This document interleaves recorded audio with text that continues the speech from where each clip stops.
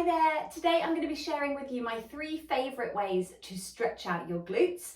The reason for this is that I often see lazy glutes that aren't working that hard, but I also see a lot of tight glutes.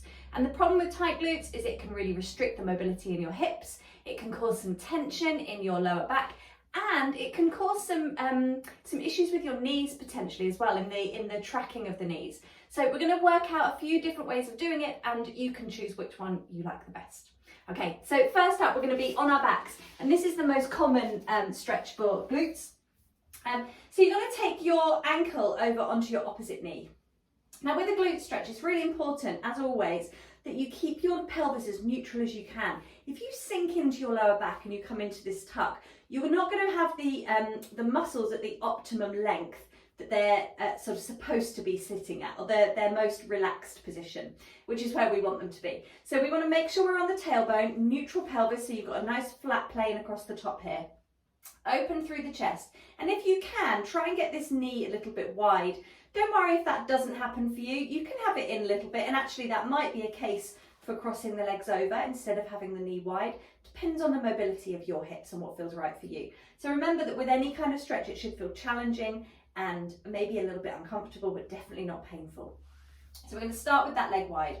You're going to reach through and take hold of that bottom leg. Now, if this is a challenge for you, you could get a strap or a towel or something to put around the back here that you could grip onto so that you can use these arms, bend in the elbows and use your biceps without your shoulders having to come forwards or feeling like you're tensing into your neck, or you have to be up like this. That's not good, that's not comfortable. So try and relax. You can have a cushion under your head if that helps. Keep that tail down, it will have tried to tuck, so we're going to try and release it back. And then grab hold of that knee and just draw it in towards your chest. Now you can use the arms for this. You don't need to use your neck, you don't need to use your shoulders. You can use your biceps, try and keep the tail down. And if you can, you want to try and keep this knee quite wide, and you can use the arm to press that way. If that's not comfortable, then the other option, like I said, was to cross the legs over and draw them in that position. And that might be a slightly gentler option. Number 2, we're going to come up to sitting. So you're going to have your hands behind you, and the aim here is to try and get as straight a spine as you can for the same reasons as before, that we want to be as neutral through the spine as possible. And then the movement is very similar. You're going to take the leg across, ankle onto the knee, and you're going to lift up through your spine so that you're sitting right up onto your sit bones.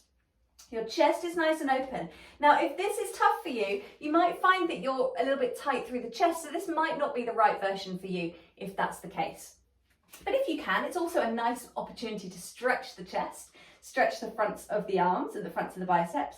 And you're going to lift up nice and tall. Now, the way to release this is to have the foot further away. And that might mean that you can get a little bit higher through that chest.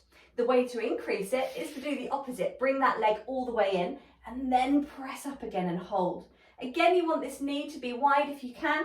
And if you want to increase it more, you could just lift up onto that tiptoe. But make sure that when you lift up, that doesn't collapse you through your spine. Okay, number 3, you're going to come over and we're going to come into a 4-point position. So on your hands and knees, you're going to bring one leg in, and your aim here to begin with is to bring the knee towards the wrist and the foot towards the opposite hip. So it's underneath you here. So you're a little bit of an angle. Now, if you've struggled with your knees, this probably isn't one for you. There's always the temptation to twist in the knee here, which we don't want. We want to get that rotation in the hip. So then you can slide that back leg away so that your bottom comes close to the floor, or you're resting almost down on that heel, and then you bring yourself down. Now, you may find that it's more comfortable for you up here, and that's an option.